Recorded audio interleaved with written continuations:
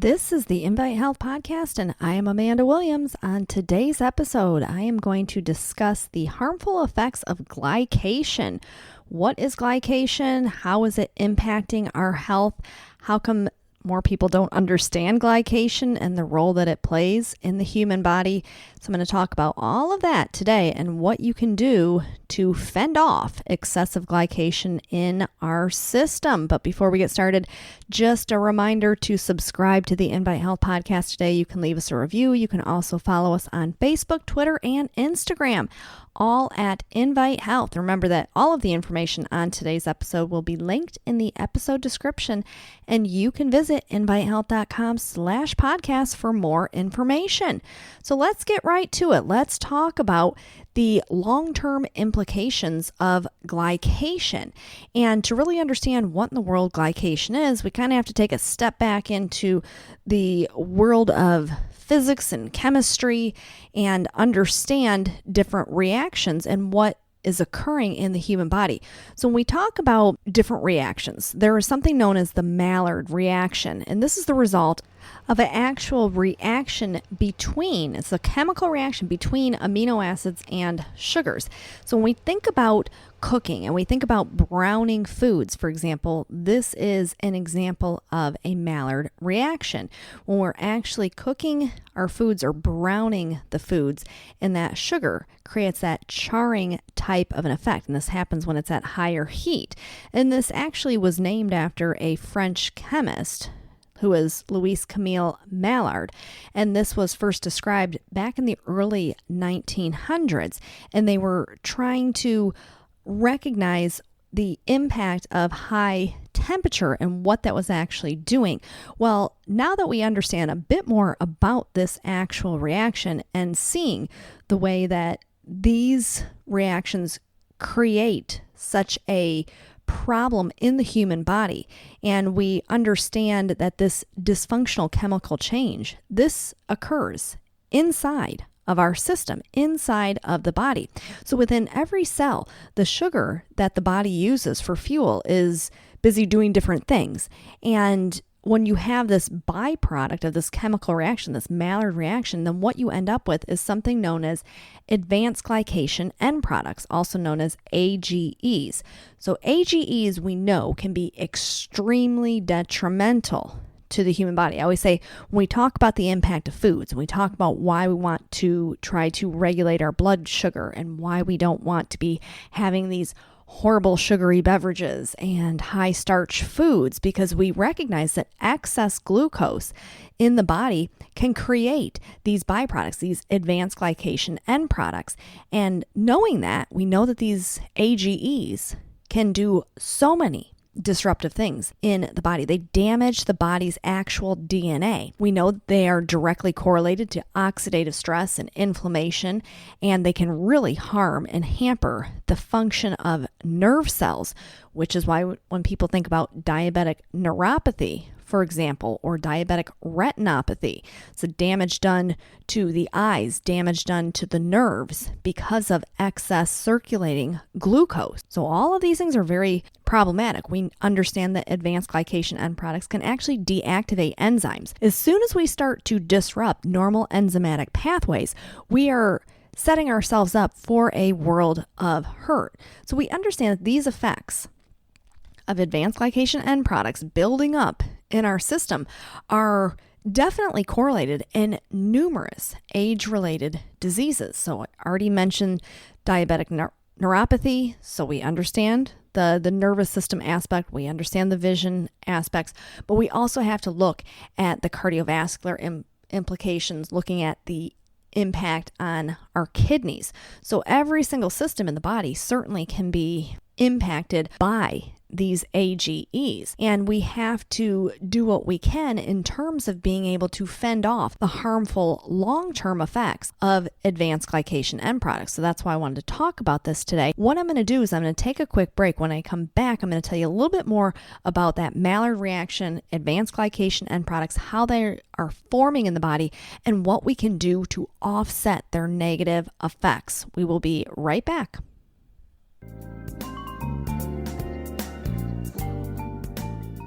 This This podcast is brought to you by InviteHealth.com. For over 20 years, Invite Health has provided premium quality supplements and expert advice you can trust. Now, first-time customers can enjoy an exclusive offer. Visit invitehealth.com/podcast or click the link in this episode description. That's invitehealth.com/podcast for your exclusive offer on Invite Health products. Invite Health offers the resources you need to make important decisions about your health. Chat live with degreed healthcare professionals, get product information, and find retail locations near you at invitehealth.com. You can also learn about our new genetic testing program and our exclusive Invite Fitness Wellness program. Follow Invite Health on Facebook, Twitter, and Instagram, and be sure to subscribe to our podcast today. Now back to our episode. And welcome back. So we are talking about advanced glycation end products, this glycation that occurs. Oftentimes the way I'll describe it so people have a better understanding is when we think about diabetics and diabetics going in and having their hemoglobin A1C level tested. This is a very important test to be able to monitor how well the body is doing in terms of responding to influxes when it comes to your blood glucose. So when you just do a fasting glucose test, that's just a snapshot in time. That's what's occurring right then and there. When we look at hemoglobin A1C, what we're actually determining is that rate of glycation that happens over the course of the lifespan of a red blood cell. Understanding that red blood cells live for about 120 days. So when someone goes and has a hemoglobin A1C test done, this is going to show you how well your body is doing with these advanced glycation end products. If there's a lot of glycation occurring within the hemoglobin, then we know we are struggling with that. And we also recognize that these advanced glycation end products have been implicated in the development and progression of numerous diseases. So we think about cardiovascular disease, when we think about nervous system disorders, including diabetic neuropathy, when we think about vision and diabetic retinopathy, when we think about peripheral vascular disease affecting the actual blood vessels within the extremities, when we think about nephropathy, kidney disease. Chronic kidney disease is a major problem. But interestingly enough, we also recognize that advanced glycation end products are not limited to those who are struggling with managing blood glucose. In fact, we understand that advanced glycation end products, these can accumulate over time. And so even someone who has relatively stable blood sugar throughout their life can still develop these advanced glycation end products. So this is why I wanted to talk about this in more detail, because we don't want to be having long-term effects to our nervous system, to our muscles, to our organs because of this harmful effect. So remember, it's the Maillard reaction. So when we think about cooking and we think about the browning of food, say for example, if you were barbecuing and you were grilling off your foods and it gets that charred effect, that is created because of that Maillard reaction. And what we are actually doing is we are glycating the foods themselves. So we have to think about what we can be doing better in terms of the damaging effects. Well, we understand that the body has its own natural defenses, and one of the most powerful natural defenses against advanced glycation end products happens to be vitamin B1, which is thiamine. Now, there's always a issue when it comes to dealing with water-soluble vitamins is, are we going to have enough of that very important vitamin B1, thiamine? Or is there going to be a limited supply? So if the glucose in the system is too high and it's depleting all of that thiamine, then it's going to build up. And so we get that accumulation of those advanced glycation end products. Not a good thing. So something miraculous happened in the world of science. And they said, what if we had a fat-soluble vitamin B1? Fat-soluble B1 would be something that could stay in the system longer to offset and combat this glucose building up. And that's exactly what researchers were able to do. They found this really unique form of thiamine called Benfotiamine. And the major difference is benfotiamine is fat soluble. So it's this derivative of vitamin B1, which is thiamine, but it's going to stay in the system longer. And we recognize that it stays in the system longer based off of testing. And they have been able to see that when you are utilizing benfotiamine, you get a 40% higher amount of that thiamine then being incorporated into places like your heart and into your liver and into the brain and into the muscles to allow for better protection from that glycation occurring. And the reason we know this is because we are recognizing the way it is that benfotiamine is actually working in the body, in the way it's blocking sugar-induced damage. One of the things that we know it's very powerful in doing is activating this very vital enzyme known as transketolase. Well, transketolase in the human body plays a role in converting toxic glucose-induced metabolites into these harmless compounds. So if we don't have enough transketolase, we can't get rid of those harmful glucose metabolites, which means what? It means we have more advanced glycation end products building up, doing more significant damage within our system. Now, we also know that benfotiamine is doing other things, and I'm going to share with you what exactly this very powerful vitamin B1 in a fat-soluble form can do for your overall health and wellness. We will be right back. We're going to take a quick break.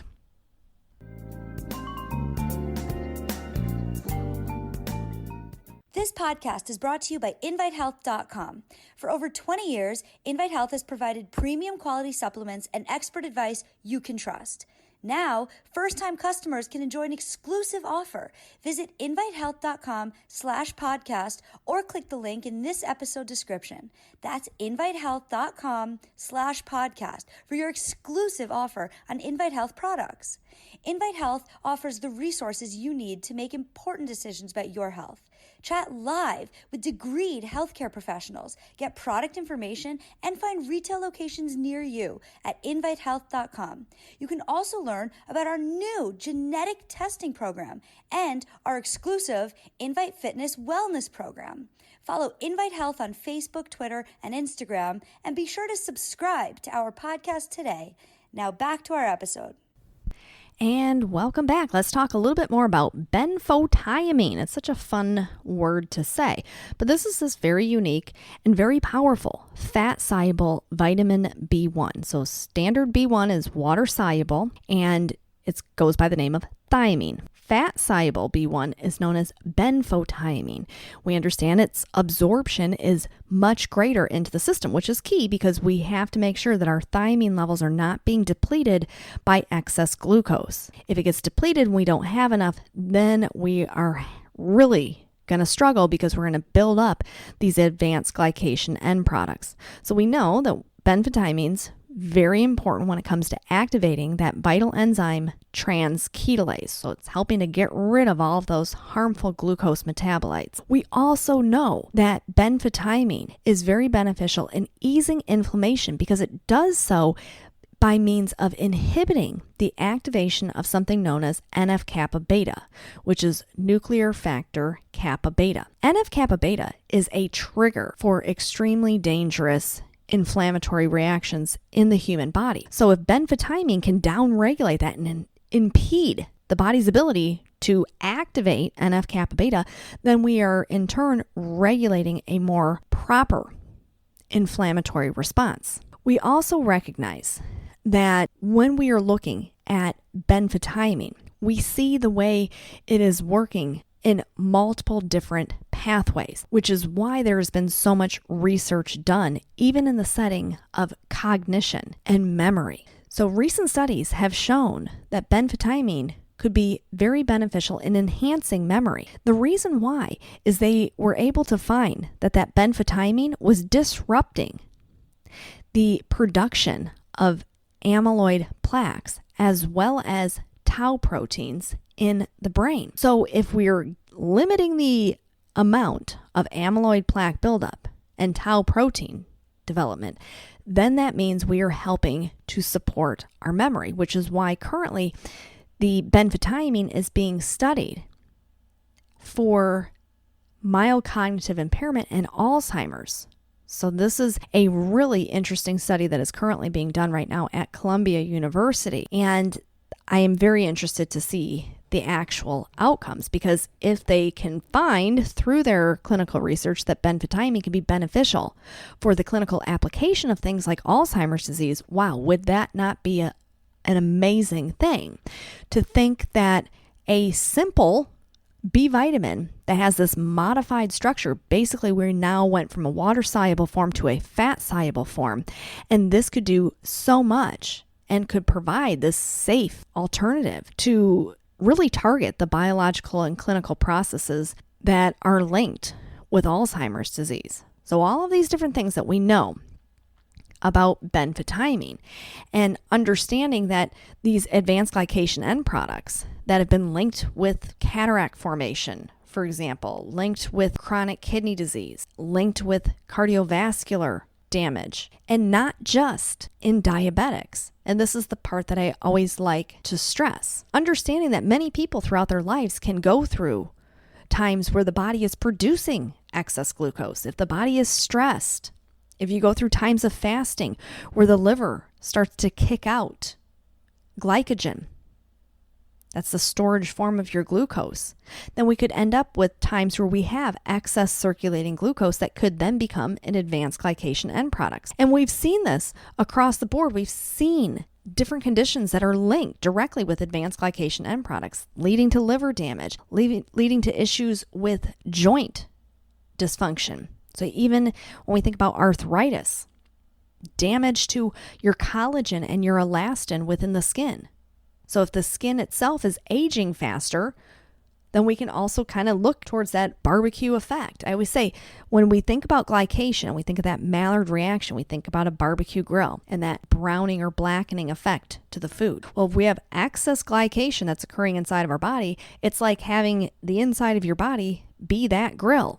And you don't want your insides to be a barbecue grill, which is going to accelerate the aging and increase your inflammation, which can open you up towards the development or exacerbation of certain chronic disease states. So understanding all of the different ways that benfotiamine can be beneficial. When we think about cardiovascular health, we know that advanced glycation end products can do significant damage to your blood vessels. And once that damage is done, how do you then reverse that?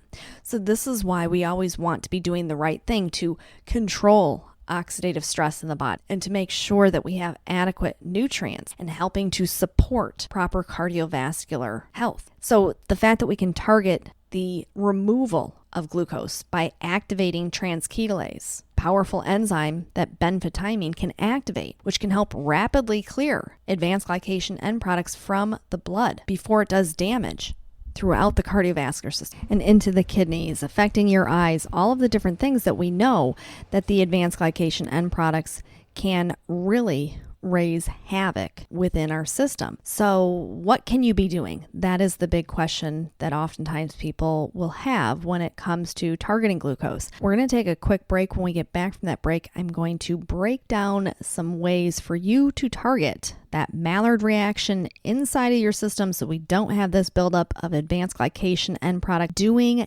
damage. We will be right back.